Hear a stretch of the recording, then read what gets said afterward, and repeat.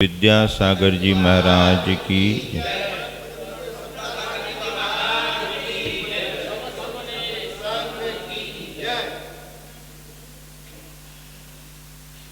आचार्यों के व्यक्तित्व में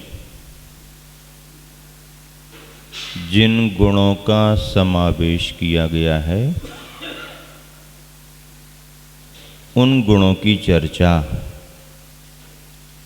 इन दिनों में आप सबके बीच चल रही है। पिय धम्मो दड़ धम्मो संविज्ञो बज भीरु परिशुद्धो।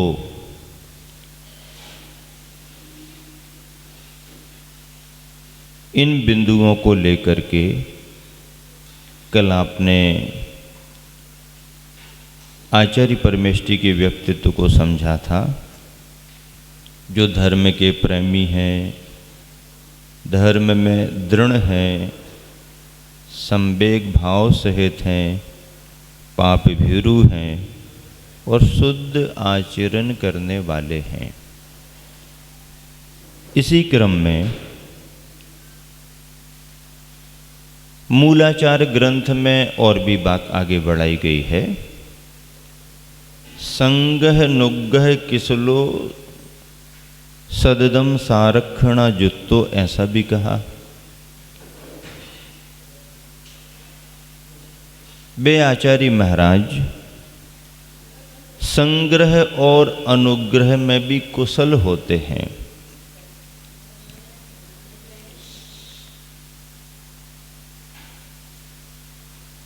यानी शिष्यों के संग्रह करने में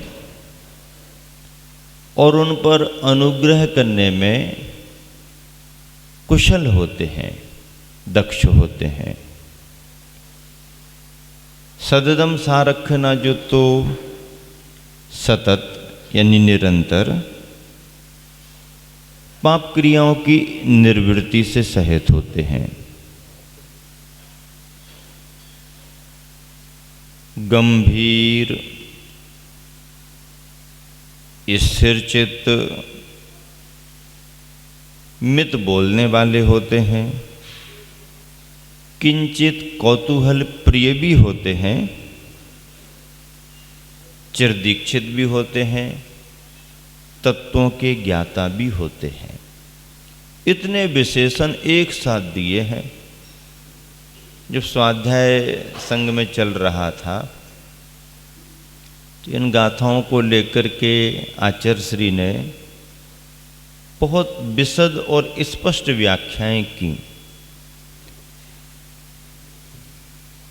नैनागिरी सिद्ध क्षेत्र मध्य प्रदेश की बात है। शीतकाल का समय चल रहा था। मूलाचार का स्वाध्याय आचार्य श्री करा रहे थे। दोपहर में क्लासें लगती थीं। तो उस समय जो आचार्य श्री एक एक बिंदु की व्याख्या बतलाते थे, बहुत ही गजब की थी। क्योंकि सवाल किसी एक आचार्य का नहीं होता है, महत्व तो आचार्य परंपरा का होता है, आचार्य पद का होता है। और ऐसी आचार्य परंपरा, ऐसा आचार्यों का पद जो इतना महत्वपूर्ण है कि तीर्थंकर भगवंतों की वाणी में जिस पद की महिमा इस रूप में गाई गई और फिर परंपरा से आचार्यों ने उसे लेखनी में लिखा। संगह नुग्गह कुशलो एक पद है। वे आचार्य महाराज संग्रह और अनुग्रह करने में कुशल होते हैं। संग्रह का अर्थ क्या? संग्रह का अर्थ यह है कि उनके शरण में, उनके चरणों में यदि कोई भव्यात्मा कल्याण करने की भावना से आती है,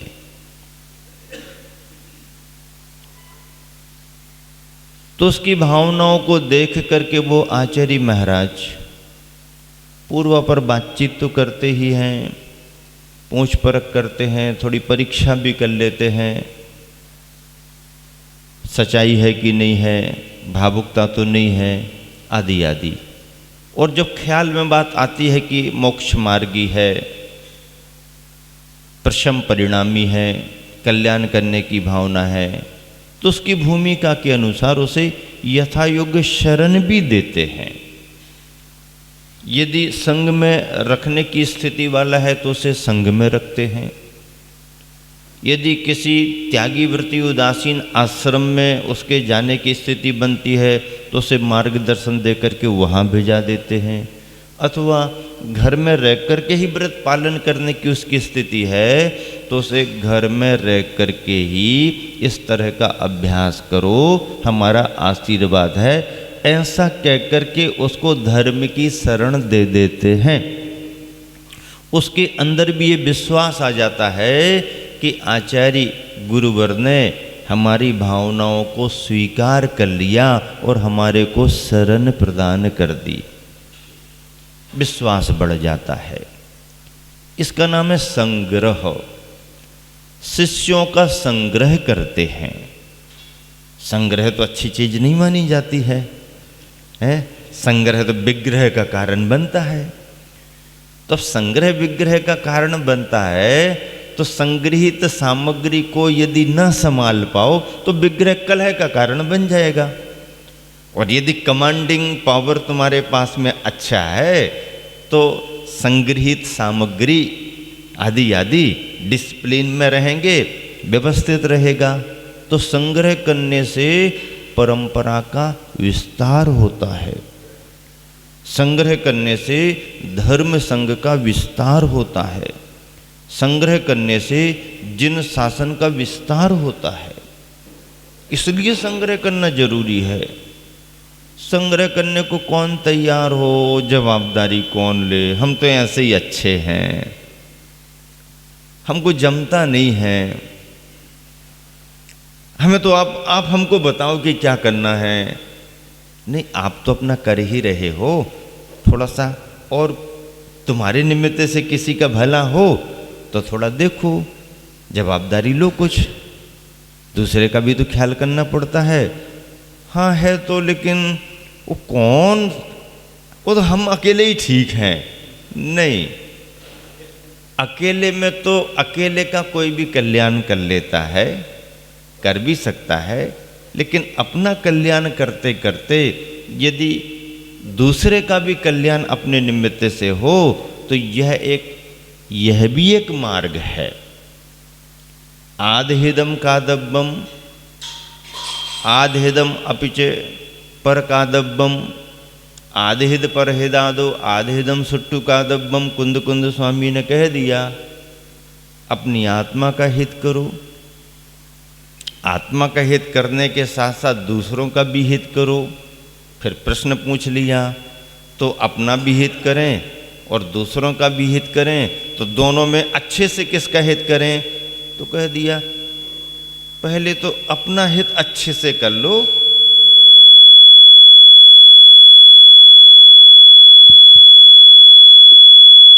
करो, दूसरे का भी हित करो। लेकिन दोनों में तुलना करें तो अपना हित पहले अच्छे से कर लो, लेकिन दूसरे के हित को गौण नहीं किया जा सकता। यह भी एक मोक्ष मार्ग है। तो जवाबदारी कौन ले? उपाध्याय परमेष्टि तो पढ़ा करके फ्री हो गए, अब हमारा काम कुछ नहीं। और साधु महाराज जी तो कहने लगे बस हमारा काम तो अपना काम करना है। फिर मोक्ष मार्ग कैसे चलेगा? तो ये दायित्व तो आचार्यों को दिया गया, संघ का विस्तार करो। संघ के विस्तार से जिन शासन का विस्तार होता है। संघ के विस्तार का मतलब केवल ये नहीं है कि संख्या को बढ़ाते जाओ, नहीं, जिन्हें स्वीकार किया है, जिन्हें शरण दी है, जिन्हें मार्गदर्शन दिया है, उन पर अपना ध्यान भी रहे, उनकी चर्या बराबर पलती रहे, उन्हें हम समय भी देते रहें।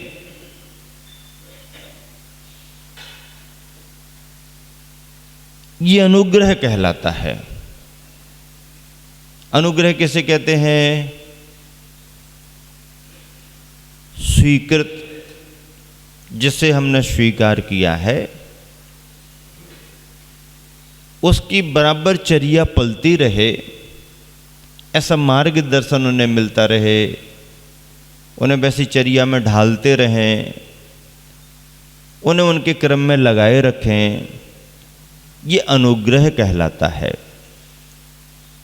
संग्रह और अनुग्रह दोनों एक साथ जुड़े हुए हैं। शिष्यों का संग्रह होता है, गुणी जनों का संग्रह होता है, कार्यकर्ताओं का संग्रह होता है, समाज सेवियों का संग्रह होता है, जिनके माध्यम से धर्म के रूप में, समाज के रूप में, राष्ट्र के रूप में कुछ अच्छा हो सकता है। ऐसे व्यक्तियों को स्वीकार करके उन्हें समय समय पर मार्गदर्शन दिया जाता है। उपकरणों का भी संग्रह होता है। शिष्यों के संग्रह की बात तो समझ में आ गई, शिक्षा देने के लिए, दीक्षा देने के लिए। लेकिन उपकरणों का संग्रह कैसा होता है? मान लीजिए कोई श्रावक पिच्छी बना करके लाया, गुरुदेव ये संयम का उपकरण है, हम चाहते हैं संग में किसी के काम आए। ठीक, अभी तो कोई दीक्षाओं का समय नहीं है, फिर भी गुरुदेव कहीं पर हम रखे देते हैं, समय पर इनका उपयोग हो। ठीक, त्यागी वृत्तियों को बता दो, ब्रह्मचारियों को बता दो, रख देंगे वो। गुरुदेव हमारे पास कुछ कमंडल आए हुए हैं, हम कमंडल लाए हैं, इनका उपयोग आपके संग में हो। ठीक, रख दो कमंडलों को। गुरुदेव शास्त्र है, जिनवानी प्रकाशित की है, समाज की तरफ से शास्त्रों को, संघ को भेंट करना चाहते हैं। ठीक, अभी तो स्वाध्याय नहीं है, समय पर उपयोग करेंगे, कहीं पर रख दो, आश्रम में रख दो, क्षेत्र पर रख दो, अपने पास ही रखो, जब जरूरत होगी मंगा लेंगे। ये उपकरणों का संग्रह है। धार्मिक उपकरण है, मोक्ष मार्ग में सहायक उपकरण है। तो ऐसे उपकरणों का, या जीवंत भव्यात्माएं जो रत्नात्रय के मार्ग पर आगे बढ़ने के लिए तत्पर हो रही हैं, उन्हें उनकी भूमिका के अनुसार शरण प्रदान करना, संरक्षण प्रदान करना, इस संग्रह माना जाता है। स्वीकार कर लेना संग्रह माना जाता है। और केवल स्वीकार ही नहीं किया जाता, शरण ही नहीं दी जाती है, बल्कि उसकी दिन भर की दिनचर्या किस तरीके से चल रही है, कोई बाधा व्यवधान तो नहीं है, प्रकृति बराबर जम रही कि नहीं जम रही, स्वाध्याय बराबर हो पा रहा कि नहीं हो पा रहा, आदि आदि पर ध्यान रखते हुए उसका धर्म ध्यान कराने का दायित्व निर्वाह करना, ये उस भव्य आत्मा पर बहुत बड़ा अनुग्रह माना जाता है। धर्म के संघों में, मोक्ष मार्ग में आचार्य केवल दीक्षा ही नहीं देते हैं, दीक्षा देने के साथ साथ दीक्षा लेने वाले की दिनचर्या अच्छे तरीके से पले चले, इसके लिए समय भी देते हैं। इतना ही मोक्ष मार्ग नहीं है कि तुमने दीक्षा ले ली और हमने दे दी और हम भी फ्री और तुम भी फ्री, जब जाना चाहो, जहां जाना चाहो चले जाओ। नहीं, देने वाले को भी बंधन होते हैं और लेने वाले को भी बंधन होते हैं। देने वाला केवल इस भाव में आकर के दीक्षा नहीं देता कि हमारा काम तो दीक्षा देने का है, बाकी तुम जानो तुम्हारा काम जाने, ऐसा नहीं। और लेने वाला भी इस भाव से कभी दीक्षा नहीं लेता कि हमारा काम तो दीक्षा लेने का है, बाकी फिर हम अपनी दुकानदारी। देख लेंगे। नहीं, ये ऐसा मार्केट का काम नहीं है कि आप तो दे दो बाकी हम देख लेंगे। नहीं, इसी भाव से, इसी संकल्प से वह एक गुरु आचार्य को समर्पित होता है कि आपकी शरण में रह करके हम अपना जीवन पर्यंत धर्म ध्यान करेंगे। उसका भाव यही रहता है, उसका संकल्प यही रहता है, तभी सच्चा शिष्यत्व अंदर से प्रकट होता है। शिष्य बनने के पहले जितने तर्क वितर्क हैं सब कर लो, लेकिन शिष्यत्व स्वीकार करने के बाद फिर तत्व के मामले में तर्क वितर्क करना, व्यवस्थाओं के मामले में तर्क वितर्क नहीं करना। फिर तो जो गुरु की आज्ञा वो कार्य करना, ये शिष्यत्व का सबसे बड़ा लक्षण माना जाता है।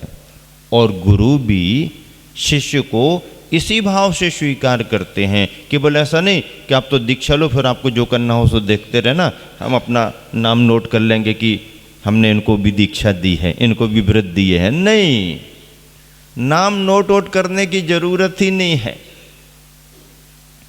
वो तो तुम्हारा कल्याण हो और संग में तुम्हें शरण मिले, ऐसा भाव लेकर के ही गुरु आचार्य शिष्य को स्वीकार करते हैं। और दीक्षा देने के साथ, व्रतों को देने के साथ तुम्हारे व्रत निर्दोष निरंतर पलते रहें, इस बात का ख्याल रखते हैं। पारिवारिक व्यवस्थाओं में जैसे बच्चों के साथ माता पिता की होती है, वही व्यवस्था तो धर्म के मार्ग में आचार्य, गुरु और शिष्य की होती है। तो ऐसे आचार्य संग्रह और अनुग्रह में कुशल होते हैं, दक्ष होते हैं। गुरुवर आचार्य के व्यक्तित्व को देखते हैं तो कितनी प्रसन्नता होती है, कितना गौरव मन में आता है कि देखो कहां से चले थे और कैसे उन्हें गुरु मिले। इतनी वृद्धावस्था में ज्ञान सागर जी गुरु मिले। विद्याधर जी युवा हैं, जवान हैं, कहाँ कर्नाटक का भाग, कहाँ राजस्थान का भाग, भाषा की साम्यता नहीं, जलवायु की साम्यता नहीं, खान पान की साम्यता नहीं, लेकिन साम्यता किसकी थी? मोक्ष मार्ग की साम्यता थी, रत्नत्रय के भावों की साम्यता थी। और जहाँ पर मोक्ष मार्ग और रत्नत्रय के भावों की साम्यता मिल जाए तो बाकी सब चीजें गौण हो जाती हैं, उनका कोई ज्यादा महत्व नहीं। गुरु ज्ञान सागर जी मिल गए, 4 बरस का ही समय मिल पाया। कितने बरस का समय मिला? 4 वर्ष का। 5 बरस समझ लो, ब्रह्मचारी अवस्था के 11 महीना, तो 67 में पहुंच गए, 68 में दीक्षा हो गई, 69, 70, 71 और 72 में तो गुरु की समाधि हो गई। 5-6 बरस का समय मिला। और जब विद्याधर की पिपासा, जिज्ञासा ज्ञान सागर जी ने देखी कि कितनी जिज्ञासा पढ़ने में है, कितनी सावधानी अपने कार्य करने में है, कितना होनहार भवितव्य इसका दिख रहा है, क्या पुण्य लेकर के आया है हमारे पास, कितनी भावना प्रकट होती है, तो ज्ञान सागर जी पढ़ाते पढ़ाते दीक्षा देने के बाद में एक दिन उनके अंतर्मन का भाव प्रकट ही हो गया। विद्याधर जो विद्यासागर जी बन चुके थे तो कहने लगे, आप आए ये तो बहुत अच्छा हुआ, लेकिन आने में आपने देरी कर दी। आने में आपने देरी कर दी। मतलब ज्ञान सागर जी को भी ऐसा लगने लगा कि ये यदि 2-4 साल पहले और आ जाता तो गजब का काम हो जाता। लेकिन उन 4-5 वर्षों में ही 11 महीना ब्रह्मचारी अवस्था के और मुनि अवस्था के 4 महीने, आखिरी में आचार्य पद का वो समय, इतने में ही संलेखना के पहले पहले गुरुवर ज्ञान सागर जितना दे सकते थे उन्होंने दे दिया। और युवा मुनि हम सबके गुरुवर विद्यासागर जी महाराज जितना ले सकते थे उतना उन्होंने ले लिया। सामान्य बात नहीं है, बहुत बड़ी सामर्थ्य थी ग्रहण करने की। पूरा इन्वर्टर बन करके बैठे थे कि लाइन चालू हुई नहीं कि सारी विद्युत जल्दी जल्दी जल्दी जल्दी जल्दी जल्दी, और इतना सब ले लिया। आज जितना दे रहे हैं, जितना दे रहे हैं कम नहीं हो रहा, बल्कि ज्ञान का भंडार तो ऐसा होता है कि जितना जितना दिया जाता है उतना उतना बढ़ता जाता है, बढ़ रहा है। ये हम सबका पुण्य का योग है, पुण्य का उदय है। तो प्रसन्नता इस बात की होती है कि गुरुवर को जो मिला वो तो मिला, लेकिन जब उन्होंने आगे बढ़ना शुरू किया, प्रदेशांतर किया, तो संग में कौन थे?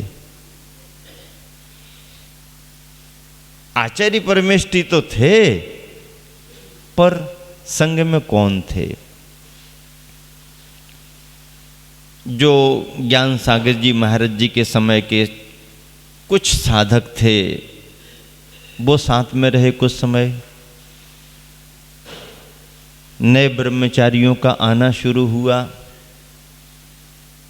आचार्य श्री को उनके गुरुवर आशीर्वाद ही दे करके गए थे कि संघ का विस्तार करना है, अच्छे तरीके से करना है, जिन शासन को आगे बढ़ाना है।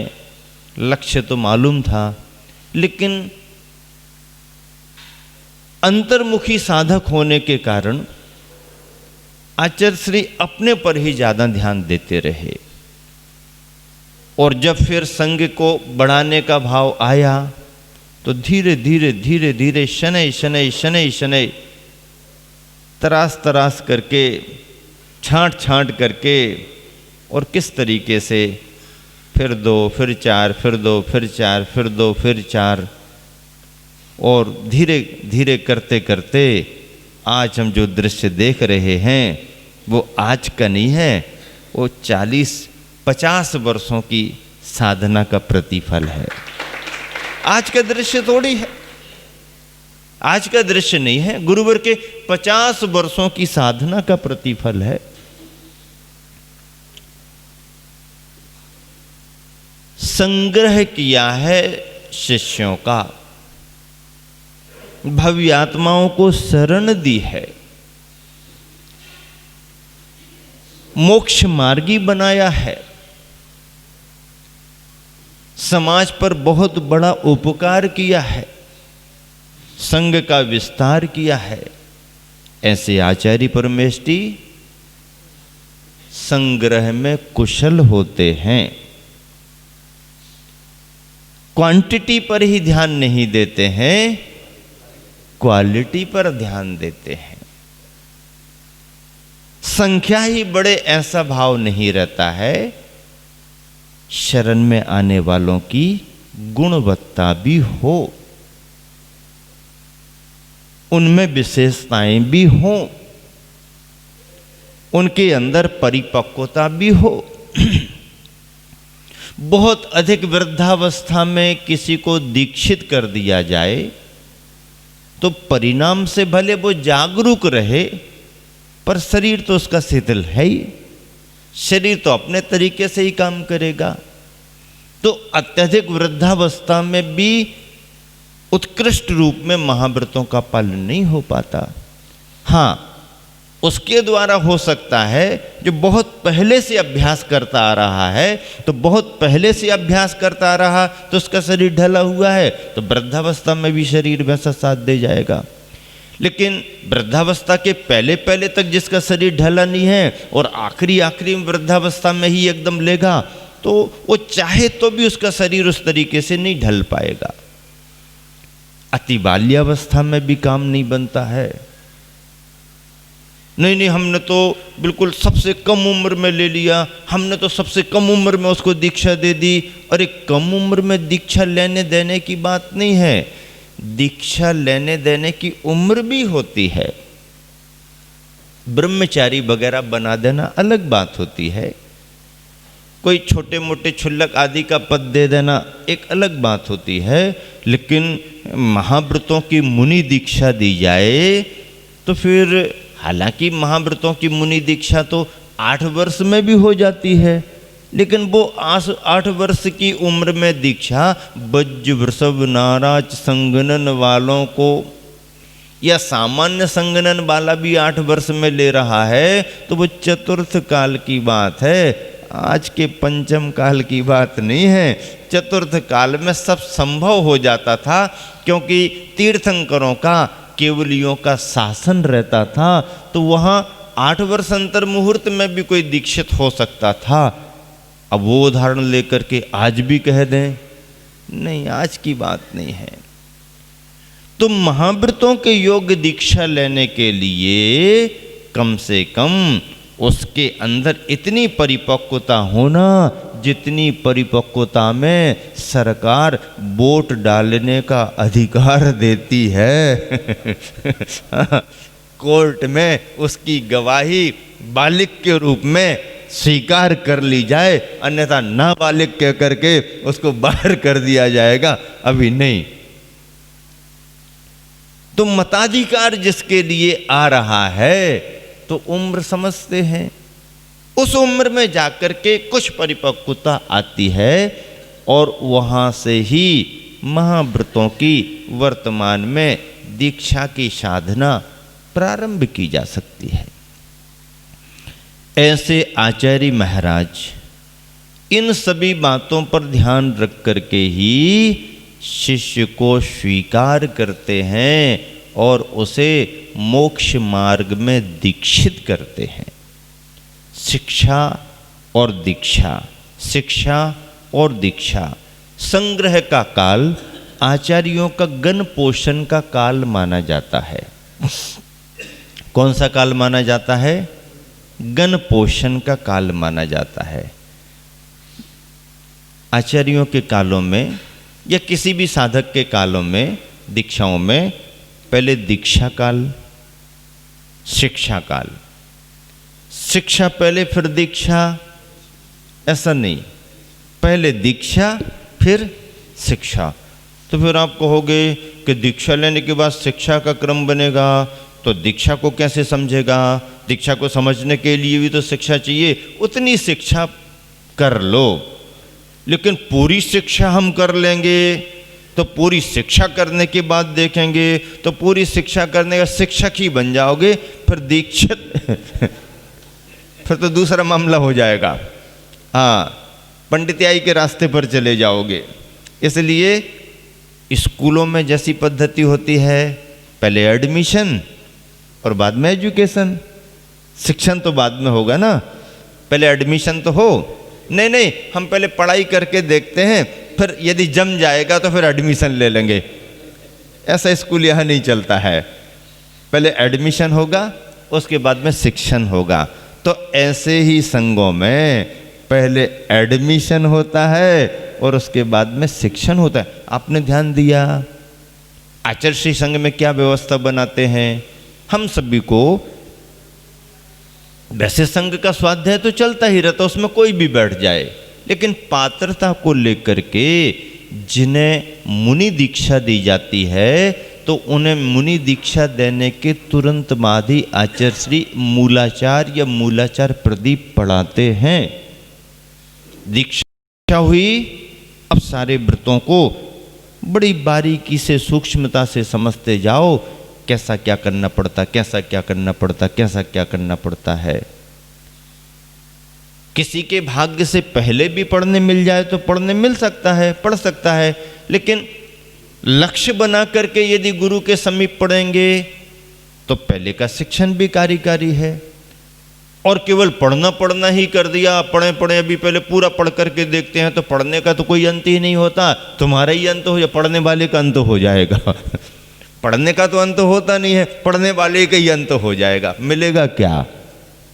इसलिए काल के बंटवारे में मोक्ष मार्ग में पहले दीक्षा का काल, फिर शिक्षा का काल, दीक्षा काल शिक्षा काल, दीक्षा काल शिक्षा काल। पहले दीक्षित एडमिशन संघ में दीक्षित होगा, फिर उसके बाद गुरु कृपा से गुरु आज्ञा से उसका शिक्षण शुरू होगा। जिन व्रतों को धारण किया है, जिस मोक्ष मार्ग पर आप आगे बढ़े हो, उसका महत्व किस किस रूप में, क्या व्रत हैं, क्या परिभाषाएं, शास्त्रों में क्या क्या कथन है, उनका अध्ययन प्रारंभ कराया जाता है। दीक्षा के पहले का अध्ययन और दीक्षा लेने के पहले की तैयारी वो तो होती ही होती है, उतनी तो करना ही पड़ती है। तीसरा गण पोषण काल आता है।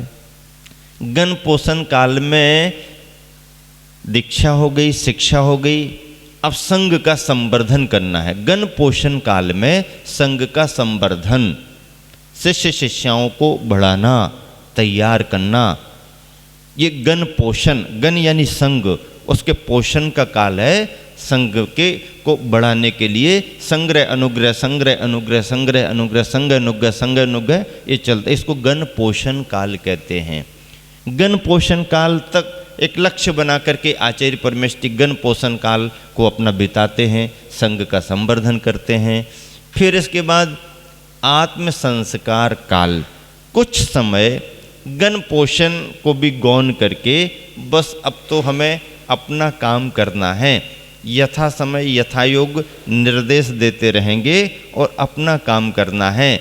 जितना आवश्यक है कर्तव्य के अनुसार उतना कार्य किया और अपना कार्य ज्ञान अध्ययन, ज्ञान अध्ययन, ज्ञान अध्ययन, ये जो समय बिताया जाता है लक्ष्य बना करके, इसे आत्म संस्कार काल कहा जाता है। और अंत में जब संलेखना की तैयारी में उतर जाता है तो संलेखना को लक्ष्य लेकर के औतमार्थिक काल आता है, जो किसी योग निर्यापक गुरु को स्वीकार करके उनकी शरण में संलेखना करने का काल होता है। और संलेखना स्वीकार करने के पहले गुरु के चरणों में या निर्यापक आचार्य के चरणों में जो अंतिम प्रतिक्रमण किया जाता है,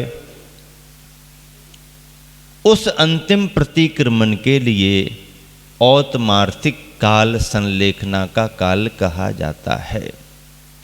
अभी यहाँ जो संदर्भ चल रहा है, संग्रह और अनुग्रह में कुशल होते हैं, यह गण पोषण काल माना जाता है।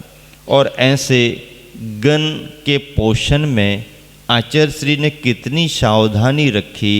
वो चले तो थे अकेले ही जानिवे मंजिल मगर, वो चले तो थे अकेले ही जानिवे मंजिल मगर, रिश्ता बनाते गए और कारवां बनता गया। रिश्ता बनाते गए, कारवां बनता गया। जो अपने विचारों वाला आया, धर्म की भावना से आया, भव्यत्व भाव लेकर के आया, कल्याण करने की भावना से जिसने मार्गदर्शन लिया, उसको बराबर मार्गदर्शन शरण देते गए। चले तो थे अकेले, लेकिन इस तरीके का कार्य करते करते और आज कारवां काफिला जैसा दिखता है। जब आचार्य श्री अपने संघ के साथ विहार करते हैं, काफिला तो संघ के साथ विहार करते हैं, तो एक साथ तो सड़क पर चला नहीं जाता। हाईवे हैं, बड़े बड़े रोड हैं, गाड़ी वाहन आते हैं, अपनी पट्टी से चलते हैं। अपनी पट्टी से चलने में 2 3 4 महाराज एक साथ चल सकते हैं, ज़्यादा से ज़्यादा, दो दो तीन तीन चार चार ग्रुप बना लेते हैं, तो गृहस्थ श्रावक भी आगे पीछे। तो ऐसा करके जब चलना शुरू करते हैं तो पीछे पीछे पीछे पीछे पीछे पीछे पीछे पीछे पहले तो पिच्छीधारी पिच्छीधारी पिच्छीधारी पिच्छीधारी पिच्छीधारी के बाद में बिना पिच्छीधारी मोक्ष मार्गी त्यागी वृत्ति, और उसके आजू बाजू में श्रद्धालु ग्रस्तों का जो जन सैलाव उमड़ता हुआ दिखाई देता है, उससे अंदाज लगाया जाता है कि गुरुवर की सेना चली। देखने वालों को साक्षात जिन शासन निर्ग्रंथता का मोक्ष मार्ग महिमा दिखाई देती है। सामान्य बात नहीं है, बहुत बड़ी बात है। इस पंचम काल कली काल में भी इस तरीके का नज़ारा दिखना, इस तरीके का वातावरण मिलना साती से पुण्य का योग है। हमारा तुम्हारा साती से पुण्य का योग है। शिष्यों का तो है ही, समाज का भी और इस राष्ट्र का भी साती से पुण्य का योग है। बहुत बड़ी बात है। चले तो थे अकेले ही, लेकिन इतने सारे कैसे एक साथ हो गए? जन्म की कुंडली में क्या क्या लिखा करके आए हैं और इतनी बड़ी कुंडली किस किस से मिलती गई भाई? क्या पुण्य लेकर के गुरुवर आए? गुरुवर के पुण्य में कितनी भव्य आत्माओं का योग है। योग तो है, बिना योग के ये सब संभव नहीं है। विचारों से विचार मिलना, व्यवहार से व्यवहार मिलना, मान्यता से मान्यता मिलना, धर्म से धर्म मिलना, शासन से शासन मिलना है, आचरण से आचरण मिलना। जिन शासन सामान्य बात नहीं। भव भवांतर का इतना सारा सब जीवों का पुण्य एक साथ होगा। ये सारे जीव जितने आज अपने मुख से सुबह शाम गुरुवर आचार्य श्री की जय बोल रहे हैं, या अपने घर बैठे बैठे आंख बंद करके उन्हें याद कर रहे हैं, इन सभी जीवों का कोई ना कोई योग गुरुवर की भव्य आत्मा से है, साक्षात है। और गुरुवर ने इस बात को स्वीकार किया है। वो कहते हैं पता नहीं इतने सारे लोग क्यों आते हैं, कहाँ से आते हैं, किस लिए आते हैं। तो किसी ने संग में ही महाराज ने कह दिया, आचार्य श्री ये तो आप जैसे तीर्थंकर का पुण्य है कि हम सब लोग खिंचे हुए चले आते। तो आचार्य श्री ने तुरंत बात पर गौर किया। शिष्य भक्ति में कह तो सकता है, लेकिन आचार्य श्री क्या कहने लगे, और कहाँ समोसरण तीर्थंकर की बात करते हो? मैं तो ये भावना भाता हूँ कि मुझे भी किसी तीर्थंकर के समोसरण में जगह मिल जाए। वो भावना भाते हैं कि उन्हें भी किसी तीर्थंकर की शरण में जगह मिल जाए, समोसरण में जगह मिल जाए। वो उनकी अपनी भावना है। पर आज जिस दृश्य और नज़ारे को देखते हैं, हम तो कहते हैं वो होते थे साक्षात चतुर्थ काल के तीर्थंकर, लेकिन धर्म के तीर्थ को करने वाले, धर्म के तीर्थ को, भले ही उनके पास में तीर्थंकर प्रकृति नहीं है, भले ही उनके पंच कल्याणक नहीं हो रहे हैं, लेकिन धर्म के तीर्थ का प्रवर्तन करने के कारण हम आज भी उन्हें तीर्थंकर जैसा ही कह सकते हैं। इसमें कोई अतिशयोक्ति नहीं है। तीर्थंकरों के धर्म संग भी ऐसे ही तो जिन शासन की प्रभावना करते थे, आज भी गुरुवर न सही चतुर्थ काल के तीर्थंकर प्रकृति के साक्षात तीर्थंकर, पर पंचम काल के चलते फिरते तीर्थंकर तो आज भी लग रहे हैं। चले थे अकेले, कारवां बनता गया। जन सैलाव कैसे जुड़ रहा है? गुरुवर का पुण्य प्रताप है, हम सबका सौभाग्य है। इस कलिकाल पंचम काल में भी ये सब मिल रहा है, और गुरुवर की करुणा, उनकी कृपा हम सब पर आज भी बरस रही है, आज भी बरस रही है।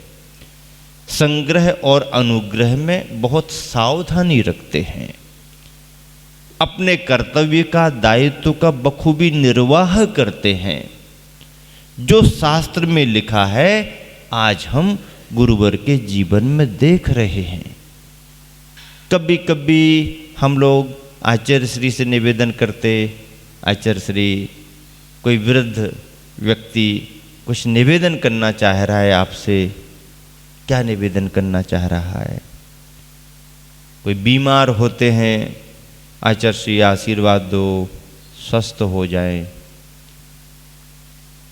कोई रोता भूला भटकता हुआ परेशान होता हुआ आ जाता, गुरुदेव बहुत बड़ा अशुभ कर्म का उदय चल रहा है, जो था वो भी चला गया, कुछ आने का समझ में नहीं आ रहा है, आशीर्वाद दो।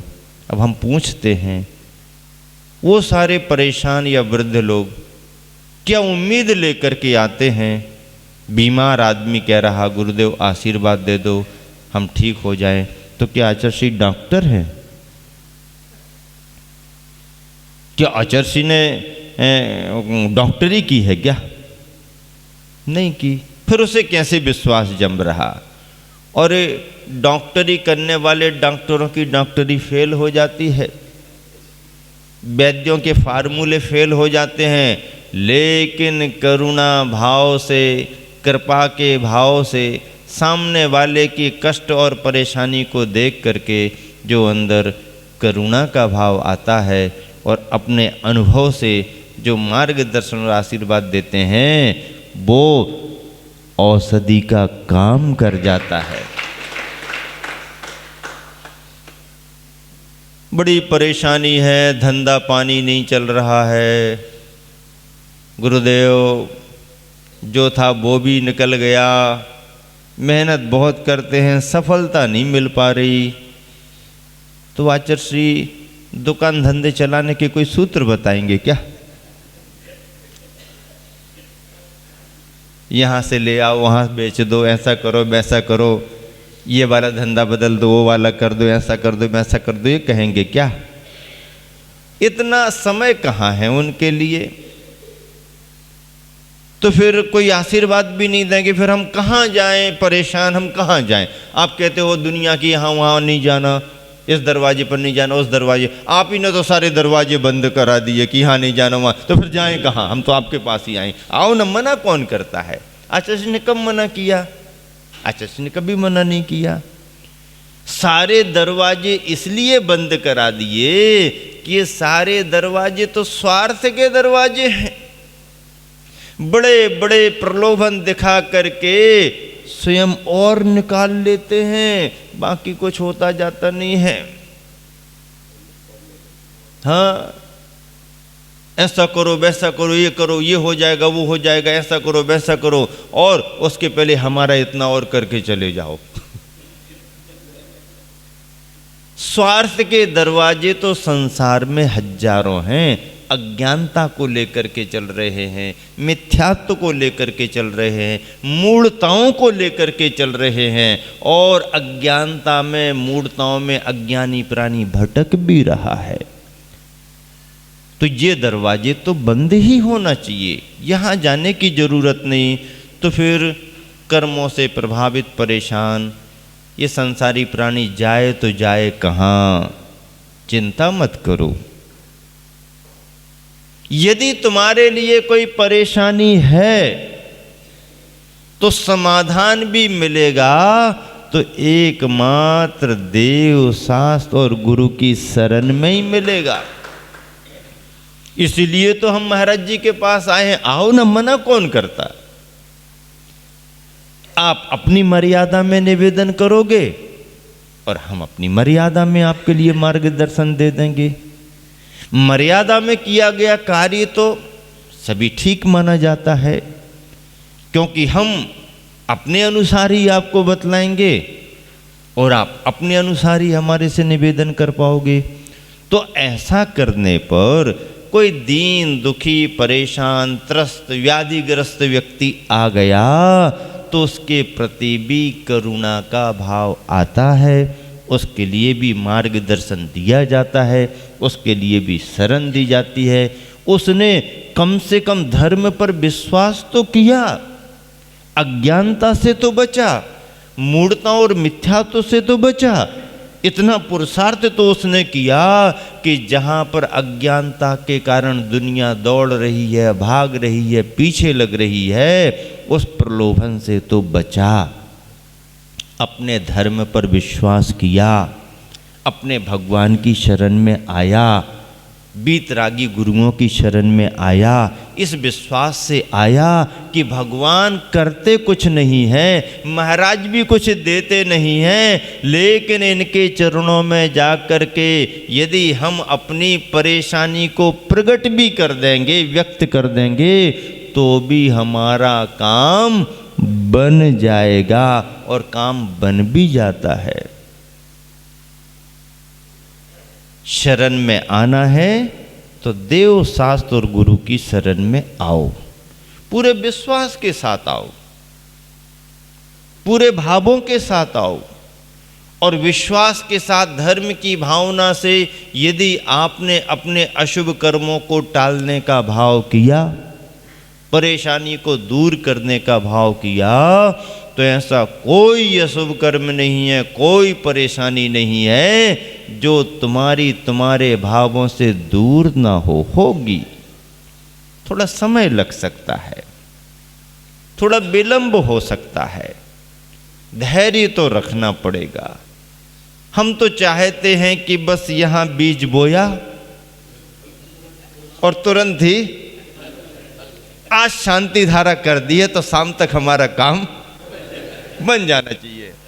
शांति धारा से काम तो बनता है, लेकिन शाम तक ही बन जाए ऐसा तो पक्का कहा नहीं जा सकता है। बने तो को शांति धारा करते करते भी बन जाए, बने तो शांति धारा करते करते भी बन सकता है।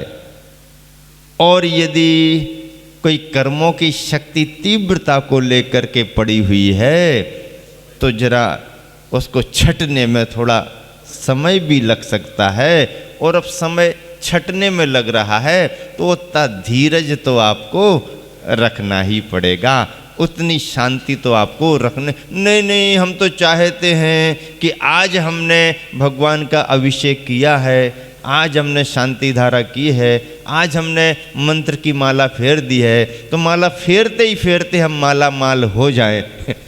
क्या हम तो चाहते हैं माला पूरी फिर भी ना पाए और हम माला माल हो जाएं। तो भैया माला फेरने से माला माल तो होते हैं, लेकिन माला फेरते ही फेरते माला माल हो जाएं, इतनी बड़ी गारंटी एकदम हम भी नहीं ले सकते हैं कि माला फेरते ही फेरते माला माल हो जाओ। हाँ, माला फेरने से तो माला माल होते हैं, पर फेरते फेरते फेरते फेरते थोड़ा समय लग सकता है। अब समय लगता तो इतना धैर्य हमारे लिए नहीं है। हम तो उस जमाने में जी रहे हैं कि यहाँ सिर दर्द हुआ और यहाँ जल्दी गोली खाओ और बराबर तुरंत आराम मिलना चाहिए। यहाँ पर बीज बोया और बहुत जल्दी से जल्दी निकलना चाहिए, और 2-4 दिन में ही कोई ना कोई फल दिख जाना चाहिए, और छोटा फल एकदम बड़ा हो जाना चाहिए। तो जैसे ही इंजेक्शन लगाया और इतना बड़ा हुआ और बाजार में बिक गया। हम तो इस जमाने में ये रे भैया, ऐसा धर्म का सिद्धांत नहीं है, धर्म का शास्त्र ऐसा नहीं कहता है।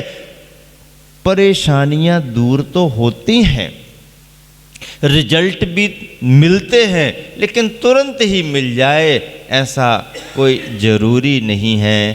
थोड़ा समय लग सकता है, समय लग सकता है तो धैर्य रखना पड़ेगा। देर हो सकती है पर अंधेर, हाँ, फिर 1 महीने में काम बन जाएगा, बन सकता है। 1 हफ्ते में भी बन सकता है, 1 महीने में भी बन सकता है। हमारा तो 3-4 महीने का समय निकल गया बना नहीं, 4-6 महीने भी लग सकते हैं। हमारा तो 1 साल भी निकल गया अभी तक बना नहीं, हो सकता साल भी लग जाए। और कोई कर्म तो ऐसे आ जाते हैं कि पूरी जिंदगी भर भी परेशान करते रहते हैं। अब पूरी जिंदगी परेशान करने वाला कर्म आ गया तो क्या करें? पर धर्म में कोई सामर्थ्य नहीं है क्या? माला फेरने में कोई ताकत नहीं है क्या? अभिषेक करने का कोई प्रभाव नहीं है क्या? शांति धारा के मंत्रों में कोई प्रभाव नहीं है क्या? है तो भैया, ऐसा नहीं है, लेकिन आपके कर्मों की शक्तियां भी तो बहुत भारी पड़ी हुई हैं, उनको हटाने के लिए भी अब तुम्हारा पुरुषार्थ धीरे ही धीरे तो काम करेगा। आप सही दिशा में चल रहे हो, आप सही काम कर रहे हो, निराश होने की ज़रूरत नहीं है। एक ना एक दिन, एक ना एक दिन, एक ना एक दिन, कहानी क्या कहती, इतिहास क्या कहता है? जहाज लेकर के चला था, कुछ भी दिशा मालूम नहीं, भूल भटक गया, कहीं जाना था कहीं को निकल गया, और जितना राशन था धीरे धीरे खर्च होता जा रहा है, और अपरंपार पानी पानी पानी पानी दिखाई दे रहा। जहाज में बैठा हुआ हिचकोले खाता हुआ, कभी निराश हो रहा, कभी उम्मीद बंध रही, कभी निराश हो रहा, कभी उम्मीद बंध रही। पहुंच पाएंगे कि नहीं, कोई नई दुनिया मिलेगी कि नहीं, किनारे से लग पाएंगे कि नहीं। और अनेक लोगों ने उसके मन को कमज़ोर किया, कहाँ जा रहा है, मर जाएगा, कुछ मिलेगा नहीं, इतना बड़ा समुद्र, लौट चल, वापस आ जा। नहीं, अब आगे बढ़ गए हैं तो अब तो पीछे हटने वाले नहीं, हम तो जाएंगे जाएंगे जाएंगे। और समुद्र में बढ़ते बढ़ते बढ़ते बढ़ते बढ़ते बढ़ते दिन रात महीनों निकल गए, फिर भी कुछ दिखाई, निराशा हाथ लगी, पता नहीं अब कुछ होगा कि नहीं, इसी समुद्र में डूब ना जाना पड़े। ऐसा सोचते सोचते एक दिन सुबह सुबह उसने देखा पानी के ऊपर कुछ पक्षी उड़ते हुए दिखाई दे रहे हैं, तो लगा पानी पर पक्षी उड़ रहे हैं ऊपर ऊपर, इसका मतलब है आसपास में कोई ना कोई टापू जरूर होगा, आसपास में टापू द्वीप होगा, और टापू द्वीप ही तो हमारे लिए खोजना है ना। और ऐसा करते करते एक दिन उस कोलंबस ने इस धरती पर नई दुनिया की खोज कर ली। नई दुनिया कुछ नहीं, दुनिया तो पुरानी ही थी, लेकिन नए तरीके से, नए सिरे से खोज कर ली। ऐसे ही धर्म पर विश्वास रख कर के चलने वाला कई बार निराश होता है, परेशान होता है, धारणाएं बदलती हैं, और कई बार तो ऐसा लगने लगता है इतना कर चुके हैं धर्म, अभी तक कुछ नहीं हुआ, धर्म को छोड़ ही दो, धर्म को ही छोड़ दो, ऐसा मन में आने लगता है। लेकिन नहीं, हारिए ना हिम्मत, बिसारिए ना हरि नाम, भगवान का स्मरण करते रहो और हिम्मत को मत हारो, तो धीरे धीरे धीरे धीरे धीरे धीरे एक दिन वो भी आ जाता है जब कर्म परास्त हो जाते हैं और तुम्हारा धर्म का पुरुषार्थ सफल हो जाता है। ऐसा विश्वास कौन देते हैं? गुरु देते हैं। यही उनका बहुत बड़ा अनुग्रह माना जाता है। कर तो कुछ सकते नहीं है, वैसे करने की भूमिका भी नहीं है, लेकिन विचारों से जो संबल देते हैं, करुणा का जो दान करते हैं, धर्म के प्रति उसकी श्रद्धा को बढ़ाते हैं, तो यही गुरुओं के द्वारा किया गया बहुत बड़ा अनुग्रह यानी उपकार माना गया है। और ऐसे अनुग्रह को करने में हमारे गुरुवर, तुम्हारे गुरुवर, हम सबके गुरुवर आज आदर्श बने हुए हैं। चाहे कोई परिचित हो, चाहे कोई अपरिचित हो, चाहे निकट का हो, चाहे दूर रहने वाला हो, कोई भी हो, यदि धर्म की भावना से धर्म के दरबार में शरण पाने के भाव से आ गया, तो चाहे बीमार हो, चाहे परेशान हो, चाहे आर्थिक तंगी में हो, चाहे पारिवारिक उलझन में क्यों ना हो, किसी भी तरह की समस्या से ग्रसित हो, यदि अपने दरबार में आ गया है तो उसे कोई ना कोई करुणा तो मिलेगी, कोई ना कोई कृपा तो मिलेगी। और उसके आने के साथ गुरुवर की करुणा और कृपा से उसके कर्म टल भी जाते हैं, और रोते रोते आते हैं और हंसते हंसते चले जाते हैं। रोते रोते आते हैं और हंसते हंसते जाते हैं। ये पंचम काल में हमारे तुम्हारे हम सबके गुरुवर की महिमा साक्षात देख रहे हैं। कहानी नहीं है कि किताब में लिखी हुई पढ़ कर के सुना रहे हों, नहीं, लाइव टेलीकास्ट आंखों देखा हाल डायरेक्ट, हाँ सीधा प्रसारण डायरेक्ट, आप आंखों देखा हाल देखो, डायरेक्ट प्रसारण हो रहा है। कोई किताब में लिखी हुई कहानी 1000 बरस पुरानी है, कभी 100-200 बरस पुरानी नहीं सुना रहे, जो चल रही है साक्षात जो चल रहा है, हमारी तुम्हारी सबकी आंखें जिन्हें देख रही हैं, ये सीधा प्रसारण हम सबके लिए मिल रहा है। ऐसा गुरुवर का व्यक्तित्व अनुग्रह में भी कुशल है। संगह नुग्रह कुशलो, संग्रह और अनुग्रह में बहुत कुशल है। करुणा का प्रभाव, अनुकंपा की भावना बहुत देखने में आई, कई बार देखने में आई। लोगों ने कई बार अनुभव किया, जैन तो जैन, जैनेतरों को भी, बल्कि मैंने तो ये तक साक्षात देखा है कि कभी ऐसा अवसर आ जाए, जैन बंधु भी आ गए, अजैन बंधु भी आ गए, तो आचार्य कई बार जैन बंधुओं को थोड़ा सा रोक देते हैं कि रुको, थोड़ा सा पहले उनको आने दो। क्यों? तुम तो फिर भी बाद में आ सकते हो, आते जाते ही हो, तुम तो वैसे भी सुपरिचित हो, जरा रुको, ये कौन आया है, कहाँ से आया है, किस परिस्थिति में आया है, अपरिचित है, आने दो। और उसे बुला करके इस तरीके से बात करते हैं, इतने स्नेह से बात करते हैं कि उसे लगता है कि जैसे हम बहुत बरसों से परिचित हों। ऐसा आश्वस्त हो जाता है, ऐसा उसका विश्वास बढ़ जाता है। गुरुदेव ने देख लिया, गुरुदेव ने सुन लिया, गुरुदेव ने 2 शब्द बोल दिए, गुरुदेव ने कह दिया ठीक हो जाएगा, गुरुदेव ने हाथ उठा करके आशीर्वाद दे दिया, बिन दवाई के ठीक होने लगता है। जाओ, कोई बात नहीं, चिंता नहीं करो, मेहनत करो, पुरुषार्थ करो। परेशानी आ रही है, आती है परेशानी, धर्म को नहीं छोड़ना, धर्म के काम में लगे रहो, धर्म करते रहो, नमोकार की माला फेरो, अच्छे भाव से फेरो, रोज रोज फेरो, फेर तो रहे हो, लेकिन उसी फेरने को और अच्छे से फेरो। फेरते तो आ रहे हैं ना, तो फेरते तो आ रहे हो, तो मैं अलग से थोड़ी कुछ बता रहा हूँ, जो फेरते आ रहे हो ना, उसी को थोड़ा और मन लगा करके फेरो, उसी को फेरो। कोई नया वाला मंत्र दे दो, मंत्र तो सभी पुराने हैं, नए तो कोई है ही नहीं।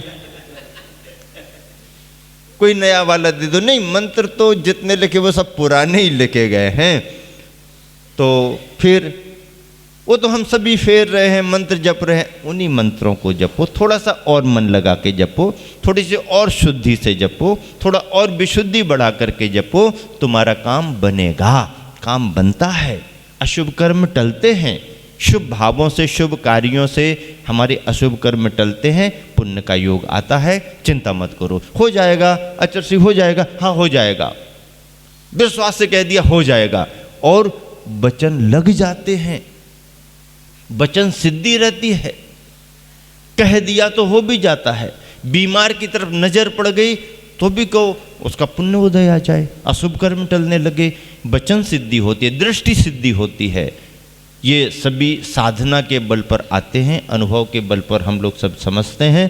तो इस तरह से गुरुवर ने सभी पर अनुग्रह किया है, आर्थिक परेशानियों वालों पर किया है, पारिवारिक परेशानियों वालों पर किया है, स्वास्थ्यगत परेशानी वालों पर किया है, समाज पर कोई समस्या आई है तो उन पर अनुग्रह किया है, संस्थाओं में कोई परेशानी आई तो उन पर अनुग्रह किया है, उनका शुद्धिकरण किया है, और राष्ट्र को भी यदि कहीं कोई ज़रूरत पड़ी तो अपनी करुणा, अपनी कृपा और राष्ट्रीय भावना से राष्ट्र जननायकों के लिए भी मार्गदर्शन दे करके राष्ट्र हित में बहुत बड़ा अनुग्रह का कार्य किया है और आज भी कर रहे हैं। ऐसे संग्रह और अनुग्रह में कुशल हम सबके गुरुवर आज इस कलिकाल पंचम काल में आदर्श बने हुए हैं। मूलाचार ग्रंथ में आचार्य कुंद कुंद जैसे महान आचार्य ने, आचार्य वट्टकेर जैसे महान प्रवर्तक आचार्य ने जिन बिंदुओं को आचार्य परमेष्ठी के व्यक्तित्व में समाहित किया है, स्वाध्याय करने पर, पढ़ने पर ये सारी बातें ख्याल में आती हैं। और आज हम जब देखते हैं कि आचार्यों में आचार्य श्री ने अपना व्यक्तित्व किस तरीके से बनाया है, आचार्य पद की गरिमा और महिमा को किस तरीके से आचार्य श्री ने बना करके रखा है, और उनकी सूक्ष्मताएं, विशेषताएं जो शास्त्रों में लिखी गई हैं पढ़ने में आती हैं तो साक्षात देखने में भी आती हैं। प्रिय धर्मी हमारे गुरुवर हैं, दृढ़ धर्मी हमारे गुरुवर हैं। संवेग भावना से ओतप्रोत पाप भीरुता का भाव रख करके परिशुद्धता को स्वीकार करने वाले संग्रह और अनुग्रह में कुशल रहे हैं। ऐसे संग्रह और अनुग्रह में कुशल गुरुवर आचार्य श्री का स्मरण करते हुए समय को देख करके मैं यहाँ पर विराम दे रहा हूँ। महावीर भगवान की जय।